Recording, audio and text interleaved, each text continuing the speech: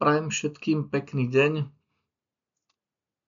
Moje meno je Igor Bartl, pracujem v Univerzitnej nemocnici Bratislava a chcel by som sa s vami podeliť o najčerstvejšie informácie a výsledky klinických štúdií týkajúcich sa obezity z pohľadu urológa a sexuológa. To, že má obezita vplyv na pomerne početné sexuálne dysfunkcie a urologické ochorenia, je prehľadne zobrazené na tejto schéme a v tejto prvej časti sa teda venujem hypogonadizmu.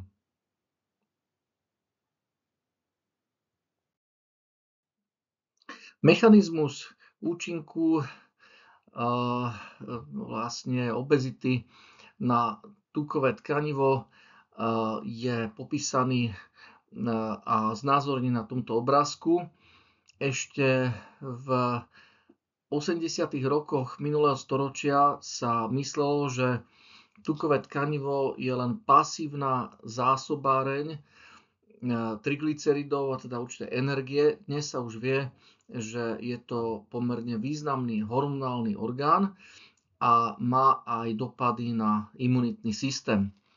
Tukové tkanivo teda vo zvýšenej miere produkuje zápalové faktory, a to adipokíny, ku ktorým patrí leptín, rezistín, adiponektín, visfaltín, chemerín a ďalšie. A imunitné faktory ako cytokíny, tumor nekrotizujúci faktor a tak ďalej.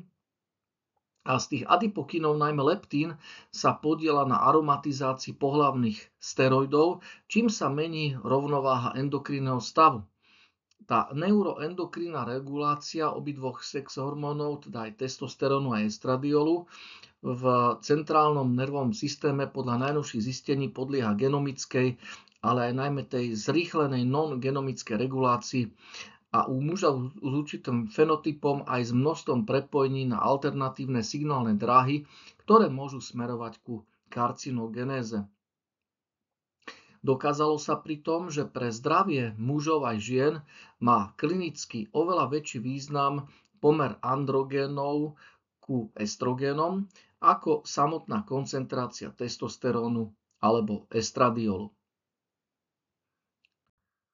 Keď si rozoberieme, aká je úloha testosterónu pri erekcii, vidíme, že práve tie nízke hladiny testosterónu sú spojené so znížením erektilnej signalizácie v mozgu, dokonca až atrofiou kavernóznych nervov. Znižuje sa uvoľňovanie oxidu dusnatého pri stimulácii nervus cavernosus, porušujú sa aktívne signalizácie, dochádza dokonca až k takému odumretiu alebo apoptóze buniek hladkého svalstva penisu a ďalším negatívnym dopadom. Aký je teda vplyv testosterónu na prostatickú žľazu, nám ukazuje najnovšia aktuálna teória, kde práve tá fyziologická hladina testosterónu je nevyhnutná pre správnu diferenciáciu a funkciu prostaty.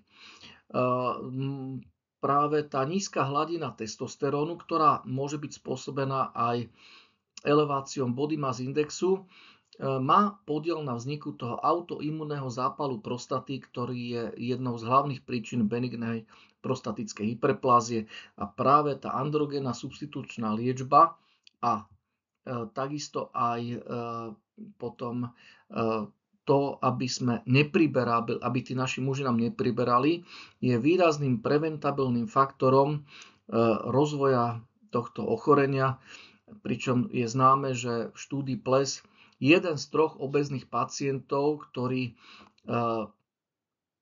mal zväčšenie naozaj prostatického tkaniva, mal aj zníženú hladinu testosterónu.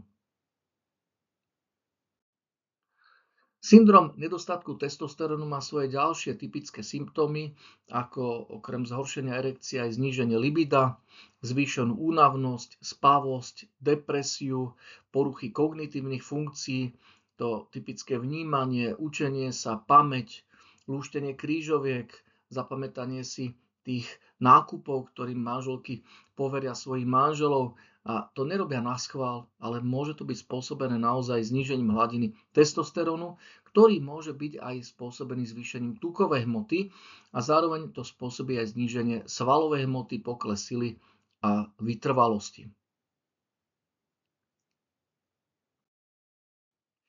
Obezita má dopady aj z pohľadu celkovej testosterónovej deficiencie a bežnou mylnou predstavou je, že pokročilý vek je tou hlavnou príčinou nedostatku testosterónu. Dokázalo sa, že nám naozaj ten testosterón vekom klesá, a to počnúť s 30. rokom života zhruba 1 až 2% ročne, ako u koho. Ale veľmi dôležitý stav je to, či sa to prejaví na tom mužovi nejakými tými následkami, ktoré sme tu spomínali. A to je spôsobené, tá manifestácia tých príznakov, najmä prítomnosťou komorbidít, a to najmä obezity a diabetom druhého typu, a nie starnutím ako takým. Veľmi závažný fakt je, že sa to týka aj mladších mužov a štúdia Kardia nám ukázala, že práve nárast obezity, najmä tej viscerálnej, je spojený so znižovaním hladiny testosterónu u mladých mužov už vo veku 18 až 30 rokov.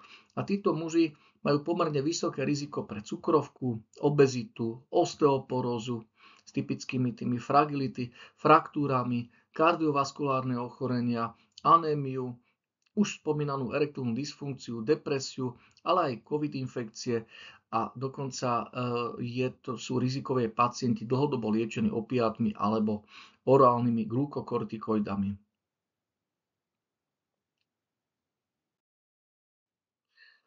Androgény majú aj početné extragonadálne účinky, teda mimo tých pohlavných orgánov, vrátane regulácie kardiovaskulárneho systému.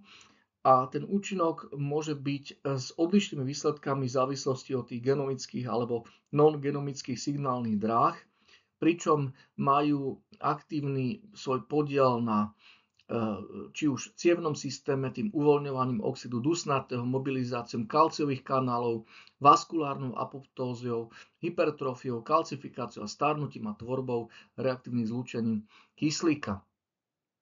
Pričom rozdiely sú aj podľa pohlavia, čiže muži majú významne vyššie hladiny androgénnych receptorov a tým hladiny aj testosterónu, ktorý je potom modulovaný tým mikroRNA ako rozdiel v porovnaní so ženami.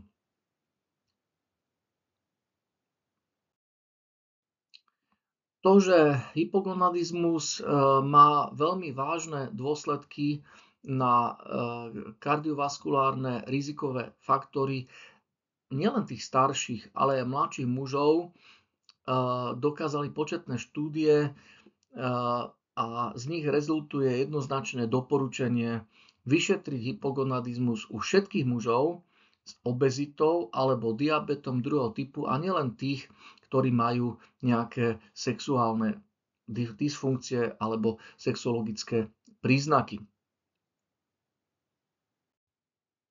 Záverom teda možno povedať, že bežnou takou mylnou predstavou je, že pokročilý vek je hlavnou príčinou nedostatku testosterónu. Hoci sa prevalencia tej testosterónovej nedostatočnosti zvyšuje s postupujúcim vekom, je to spôsobené najmä komorbiditami, a to najmä obezitou a diabetom druhého typu.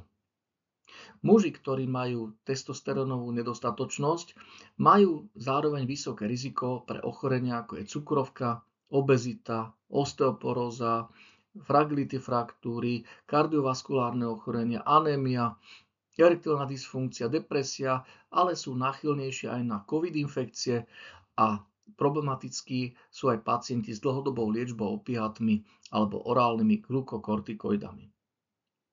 Z toho všetkého rezultujú závery, že moderná veda hľadá práve možnosť stratifikácie tých najrizikovejších skupín mužov tzv. Kompozitnými biomarkermi, kde by sa zohľadnili komorbidity aj v súvislosti s tými prejavmi sexuálnych dysfunkcií, ako je erektívna dysfunkcia, nízka hladina testosterónu, ale aj vitamínu D a teda by sa mal vyšetriť testosterón u mužov s obezitou alebo diabetom druhého typu, metabolickým syndromom, zmenami správania a takisto aj nízkou fyzickou aktivitou. Obezita má jednoznačný vplyv na sexuálne dysfunkcie a urologické ochorenia. Prehľadne sú zobrazené na tejto schéme.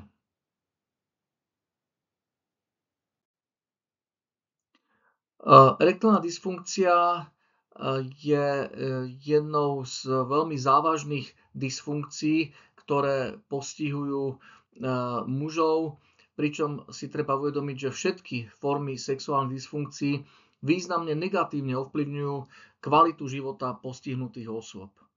Ale podľa guidelinov Európskej urologickej asociácie od roku 2016 by sa erektálna dysfunkcia už nemala považovať len za problém kvality života, ale by mala byť jednoznačne zaradená ako potenciálny závažný marker pre nasledovné ochorenia, kardiovaskulárne ochorenia, hypertenziu, obezitu, diabetes mellitus, dyslipidémiu, metabolický syndrom, obštrukčnú chorobu pľúc, symptómy dolných močových ciest, chronické ochorenie obličiek, osteoporózu, ale aj senilné demencie typu morbus Alzheimer a morbus Parkinson. Massachusetts Male Aging Study nám priniesla jednoznačné závery vo vzťahu erektálnej dysfunkcie a kardiovaskulárnych ochorení mužov, kde práve tie včasné symptómy anginy pectoris predchádza až u 2/3 mužov. A teda ten interval medzi symptómami, keď sa prejaví ako erektilné problémy, čiže erektálna dysfunkcia, a anginom pectoris je 2 až 5 rokov. Čiže my môžeme pomerne veľa mužom zachrániť ich kardiovaskulárny aparát a interval medzi symptómami erektálnej dysfunkcie a kardiovaskulárnou príhodou je 3 až 5 rokov. Dokonca v diagnostike diabetu a rozvoja metabolického syndromu môžeme predbehnúť túto diagnostiku až o 10 rokov. Čiže záverom tu môžeme povedať, že erektálna dysfunkcia je kľúčový prediktor kardiovaskulárneho ochorenia.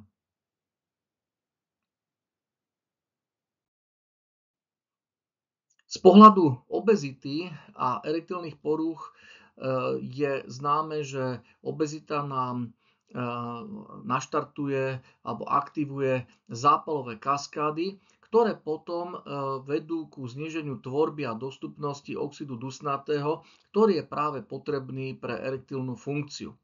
Keď si teraz uvedomíme nástup prvých sildenafilov, teda inhibitorov fosfodiesterás, ktoré prišli ako naozaj liečba, ktorá funguje vo vyše 85%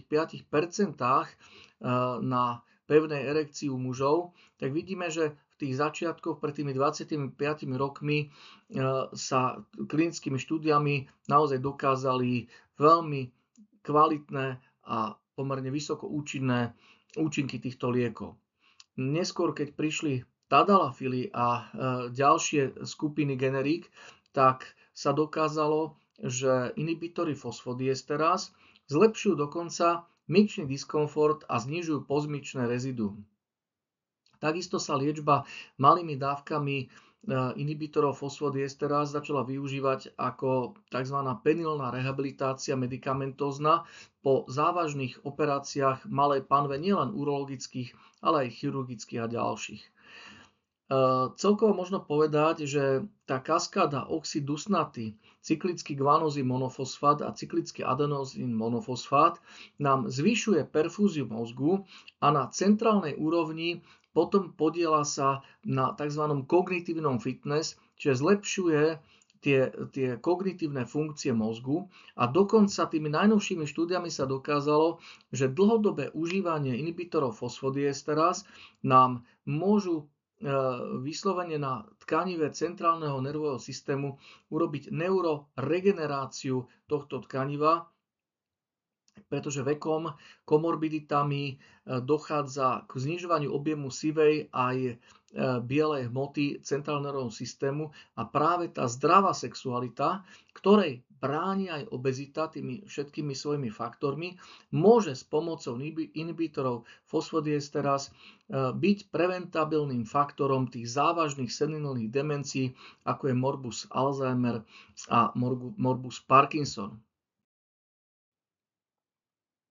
Keď si uvedomíme z tohto slajdu tie všetky dopady, ktoré už teraz sú jednoznačne dokázané klinickými štúdiami, inhibitory fosfodiesterás nám teda môžu výrazne zlepšiť erektilné funkcie, podieľajú sa na liečbe pulmonálnej arteriálnej hypertenzie a takisto pri mykčných príznakov spôsobených benignou prostatickou hyperpláziou, ale tie ďalšie ciele znamenajú skutočne prevratný dopad na zdravie mužov, ale aj žien a môžu mať svoje pozitívne dopady pri liečbe dokonca rakoviny alebo liekov, chemoterapeutik, ktoré sa lepšie vstrebávajú pri použití týchto liekov.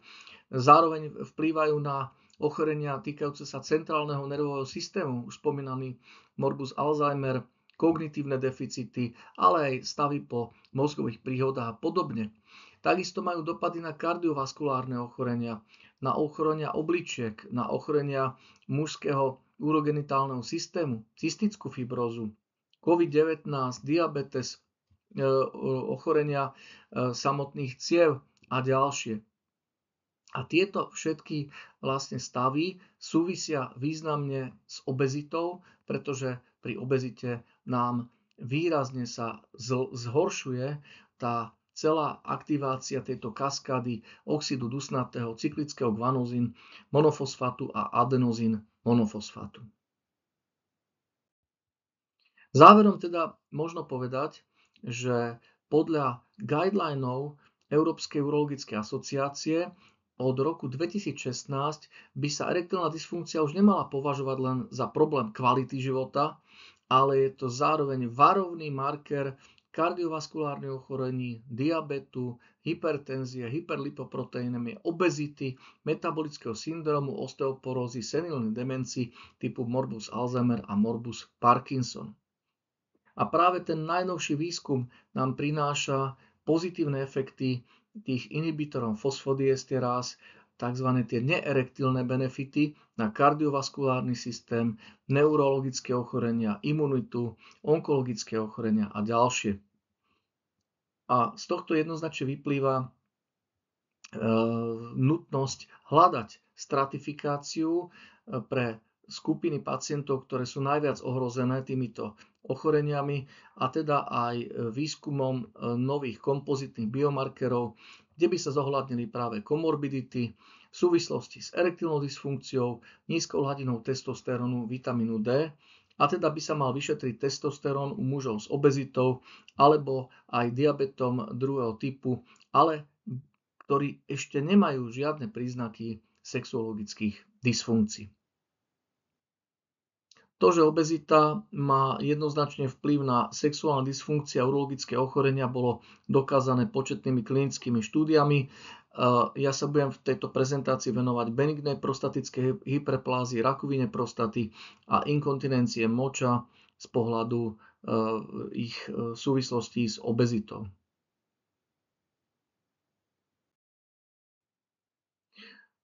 Viscerálna obezita má vplyv jednoznačne niekoľkými trasami.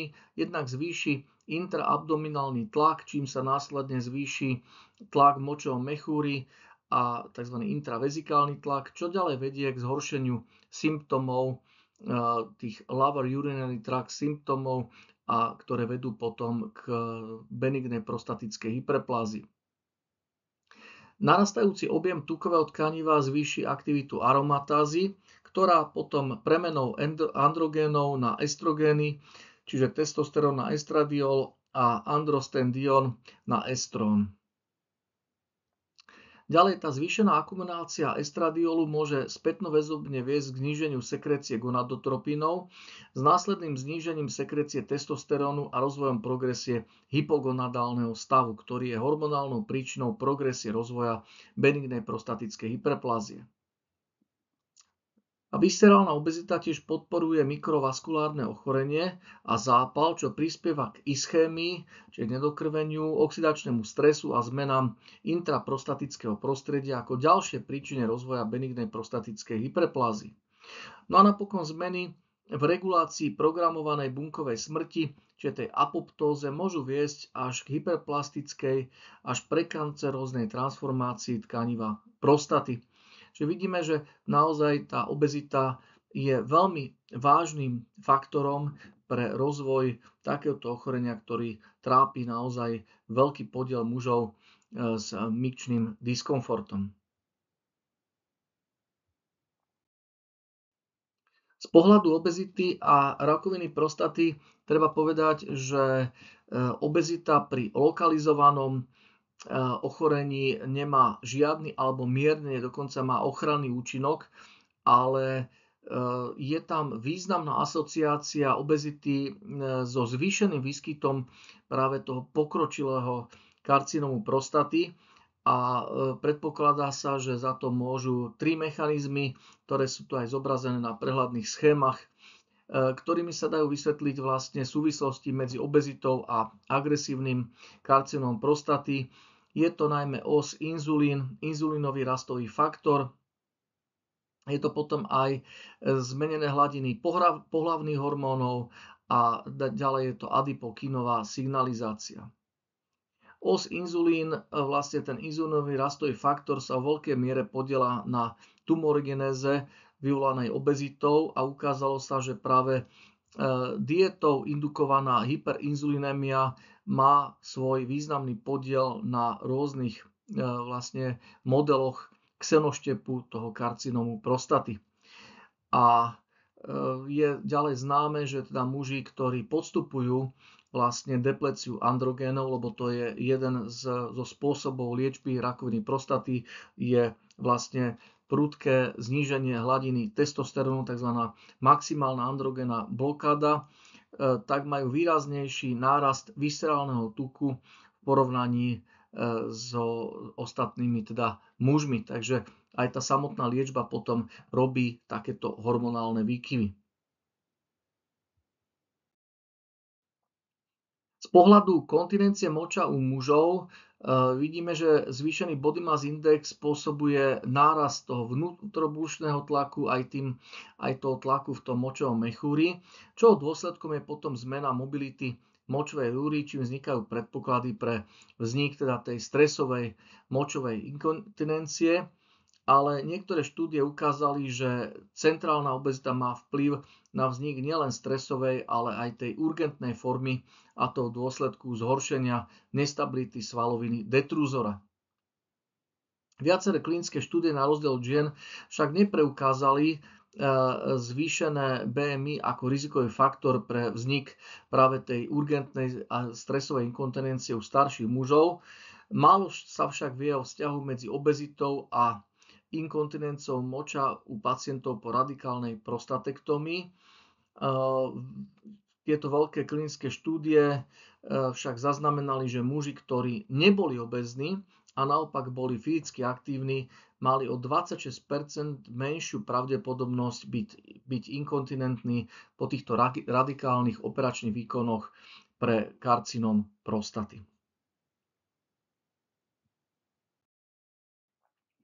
Z pohľadu žien je dokázané, že každé zvýšenie body mass indexu o 5 jednotiek bolo spojené s 20 až 70% zvýšením rizika práve tej urgencie u žien stredného veku a pravdepodobnosť nového výskytu tej urgentnej inkontinencie stúpa o 30 až 60% u žien so zvýšeným body mass indexom v priebehu 5 až 10 rokov od začiatku nárastu ich hmotnosti. Obezita prítomná v mladšom veku niekoľkonásobne zvyšuje riziko vlastne tej urgentnej inkontinencie v strednom veku a dosiahnuteľný úbytok hmotnosti napríklad úpravou životosprávy, redukciou príjmu potravy, vyššou fyzickou aktivitou a podobne významne znižuje epizódu tej urgentnej inkontinencie moča u obéznych žien.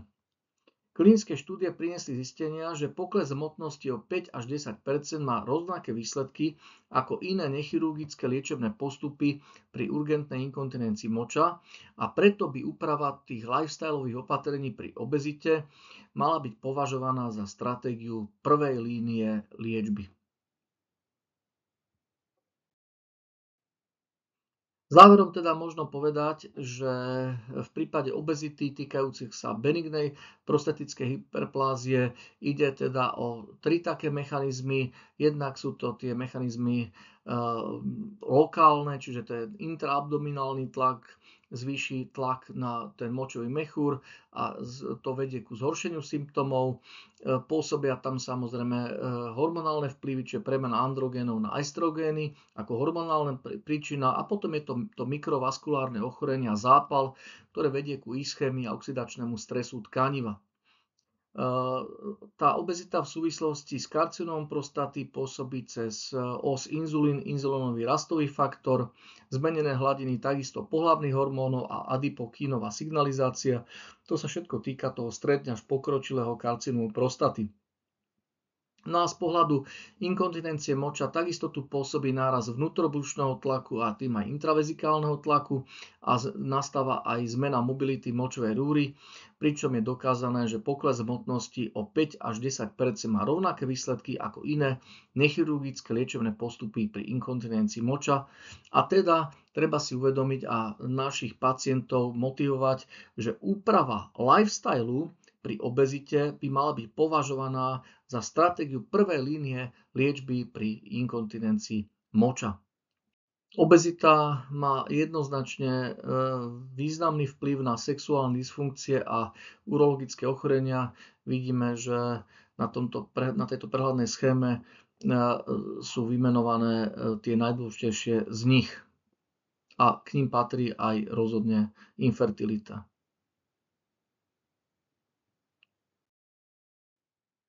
Epidemiológia mužskej neplodnosti u mužov s obezitou je zdokumentovaná v početných populačných štúdiách, kde práve to zvýšenie prevalencie patologických parametrov spermí u mužov s nadváhou obezitou bolo podrobne zdokumentované. Mužská obezita má negatívny impact na úspech technológií asistovanej reprodukcie a v roku 2018 kolegovia tejto veľkej štúdie uviedli, že zvýšený body mass index u mužov bol spojený s významným znížením miery tehotenstva a živonarodených detí. V cykloch intracytoplazmatickej injekcie spermy či ICSI, ktoré sa veľmi často používa najmä u tých našich starších párov, pretože je známe, že v súčasnosti vlastne nemáme taký podiel mladorodičiek, ako by sme očakávali, ale práve si tie ženy odkladajú ten svoj čas prvého pôrodu na neskorší vek, pričom už za staršiu ženu sa v tom ponímaní modernej gynekologickej praxe považuje vek 35 rokov. Dôležité je, že tieto páry sa neobracajú na pomoc v dostatočnom časovom limite, ale ďalšími štúdiami sa dokázalo, že čím dlhšie tieto páry majú nechránený styk, tak tým sa ich šanca na prirodzené počatie ešte rokmi zhoršuje.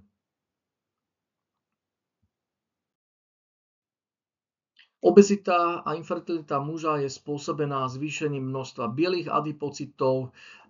Takisto tu u muža s obezitou dochádza ako zvýšenej premene testosterónu na estradiol, pričom sa narúša a prenáša sa cez signalizáciu osy hypotalamus, hypofýza, gonády. Znižuje sa vylučovanie gonadotropínov a dochádza ku sekundárnemu hypogonadizmu a poruche spermatogenézy. Dokázalo sa, že zvýšená produkcia leptínu z adipocitov a znížená produkcia testosterónu a adipokíny stimulujú potom produkciu reaktívnych foriem kyslíka leukocitmi, dochádza ku inzulínovej rezistencii a dyslipidémii, ktoré takisto prispievajú k tomu celkovému prozápalovému stavu, čo všetko potom vedie k oxidačnému stresu. Ale treba si tiež uvedomiť, že závažnosť následkov obezity na fertilitu je podmienená prítomnosťou ďalších komorbidít, ktoré takisto pri obezite sú tu prítomné aj u mladších mužov. Veľmi dôležité z tohto pohľadu sú tie epigenetické modifikácie. Čiže tie epidemiologické štúdie hovoria, že deti narodené obézným otcom sú častejšie obézne, pričom najrelevantnejšie epigenetické mechanizmy, ktoré sa podieľajú na regulácii genovej aktivity, sú vlastne metylácia DNA a modifikácie histónov a nekodujúce RNA. Pričom tá metylácia DNA je nevyhnutná pre spermatogenézu, ale odohráva sa u tých starších otcov tým nesprávnym smerom, a hlavne u otcov s obezitou. Čiže muži s nadváhou obezitou majú významné zmeny metylácie DNA. Pričom treba si uvedomiť, že tá samotná redukcia hmotnosti urobí vlastne supresiu tých negatívnych epigenetických zmien, ktoré sa potom môžu prenášať do ďalšej a ďalšej generácie toho potomstva.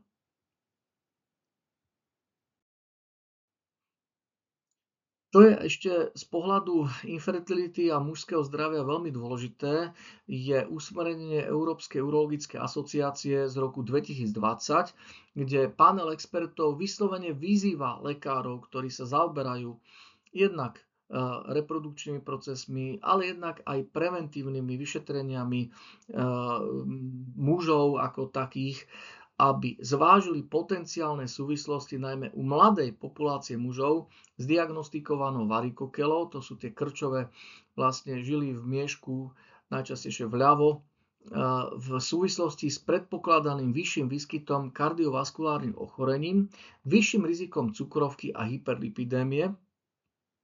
A takisto reporty WHO sa tiež zaoberajú sexuálnym a reprodukčným zdravím mužov z pohľadu stratifikácie a dispenzarizácie pre dokázané asociácie infertility so zvýšeným rizikom nemaligných, ale aj maligných ochorení. Tu si treba uvedomiť, že naozaj tá starostlivosť o ženskú populáciu, z pohľadu gynekologov, je naozaj veľmi dobré rozdelená, veľmi dobre realizovaná, ale veľakrát sa stáva, že práve muži, ktorí mali v tom páre a ten mužský podiel v súčasnosti je vyšší ako podiel žien na celkovej infertilite, tak sú z toho ako keby vyradení a nie sú ďalej dôsledne stratifikovaní a dôsledne dispenzarizovaní a môže sa stať podľa týchto reportov, že naozaj môžu mať v budúcnosti zmeny, ktoré môžu viesť ku či už nemaligným alebo maligným ochoreniam.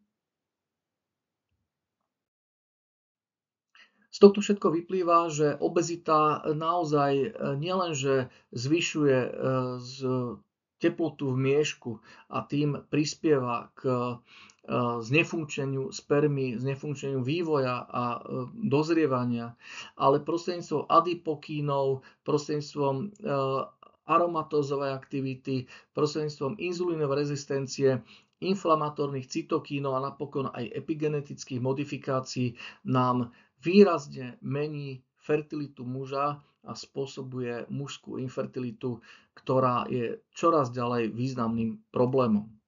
Benefity pre zdravie, benefity sexuality neznamenajú len telesný pôžitok a psychický pôžitok, ale nám výraznou mierou prispievajú aj ku prevencii kardiovaskulárnych ochorení, hypertenzie, infarktu myokardu, náhlej cievnej mozgovej príhody, sklerózy multiplex a ďalších závažných civilizačných ochorení.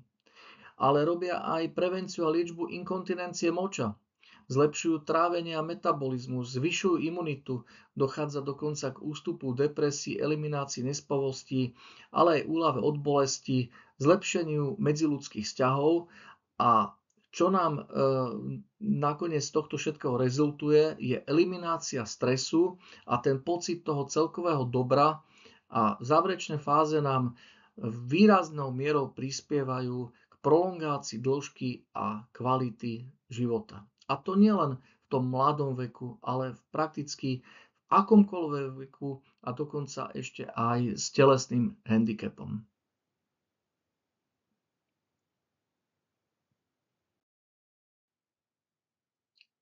Veľké longitudinálne štúdie, ktoré sa realizovali alebo ukončili za čias covidu, máme tu jednu štúdiu z Anglicka, nám priniesli veľmi závažné výsledky z hľadiska frekvencie sexuálneho styku, kde dokázali, že zvýšená frekvencia sexuálneho styku je spojená so zníženým rizikom smrteľných koronárnych príhod, rakoviny prostaty a rakoviny prsníka. Teda ide tu o celkovú pozitívnu súvislosť so sexuálnou aktivitou ako fyzickým zdravím, ale takisto aj častá sexuálna aktivita je spojená s väčším užívaním si života, kvalitou života, pohodou a kognitívnymi funkciami. O tom, že táto aktivita nie je nejako, by som povedal, nadštandardná alebo nejako, ktorá by sa nedala dosiahnuť, svedčia nám aj práce našich kardiologov, kde túto činnosť sa snažili zdokumentovať z pohľadu metabolických ekvivalentov a zistili, že je ekvivalentná miernej až stredne ťažkej fyzickej aktivite v rozmedzi 3 až 4 metabolických ekvivalentov, čo u mužov priemerne je zhruba 101 kilokalórií, u žien 69,1 kilokalórií, alebo potom sú tu prepočty za minútu. Čo je ale dôležité, že VHO nám aj kardiovaskulárne početné klinické štúdie prinášajú závery, koľko tých metabolických ekvivalentov je dôležité si akoby zrealizovať za časovú jednotku z hľadiska prevencie tých kardiovaskulárnych príhod. A vidíme, že tá sexuálna aktivita s partnerom priemerne asi 50 metabolických ekvivalentov v trvaní 10 minút má rôzne svoje nasadenia, či už je teda žena hore, alebo muž hore, alebo ide o mimomanželský styk. Ale čo je dôležité, že aj tie rekreačné aktivity, ako je prechádzka, hranie golfu, tenisu, prípadne aj tie domáce práce, majú celkom porovnateľné energetické výdaje so sexuálnou aktivitou. Čiže asi zrejme ten princíp hry je v tom, aby sme ich vhodne striedali a aby sme spolu vyplnili tie nároky energetické, ktoré od nás tá VHO požaduje ako prevenciu závažných kardiovaskulárnych príhod. Dôležité je si uvedomiť, že je to aktivita bezpečná a je to aktivita, ktorá treba vyhodnotiť, teda či ak sa pacient sťažuje na sexuálnu dysfunkciu z pohľadu kardiovaskulárneho aparátu, či je spojená s primárnym kardiovaskulárnym ochorením alebo s nežiaducimi účinkami liekov, alebo je to dôsledok úzkosti alebo depresie. Jednoznačne tie štúdie priniesli záver, že demograficky najpravdepodobnejším pacientom, u ktorého sa vyskytne náhla srdcová smrť počas koitu, je muž v strednom veku s mladšou partnerkou počas mimomanželského vzťahu v neznámom prostredí a s fyzickou záťažou väčšou ako tých 5 metabolických ekvivalentov. Predpokladá sa, že arytmie vyvolané počas sexuálnej aktivity sa vyskytujú v dôsledku zvýšenej aktivácie sympatika alebo ischémie, v dôsledku zvýšenej potreby kyslíka myokardu súvisiacej so zvýšenou fyzickou aktivitou. Pričom to percento tých kardiovaskulárnych príhod po fyzickej záťaži je minimálne a neodlišuje sa od bežnej populácie, čiže je okolo 0,6%, alebo je to 1% z celkových tých príhod, ktoré sa týkajú po fyzickej záťaži. Ale čo je tu rozdiel, je 5-násobne nižšia miera prežitia pri tých sexuálne teda spôsobených tých kardiovaskulárnych príhodách, pretože naozaj si treba uvedomiť, že tá partnerka nemá tú patričné vzdelanie kardiovaskulárnej resuscitácii a celkové tá situácia je zrejme veľmi hektická a nepríjemná, každého asi zaskočí. Všeobecné odporúčanie pre kardio benefity alebo kardiosprávny prístup u muža takisto 65+, je, aby bol oddychnutý, vyhýbal sa neznámemu prostrediu, neznámej partnerke, aby sa teda znížil stres počas sexuálnej aktivity, nemal by konzumovať ťažšie jedlá, piť alkohol a realizovať také polohy, ktoré mu obmedzujú dýchanie.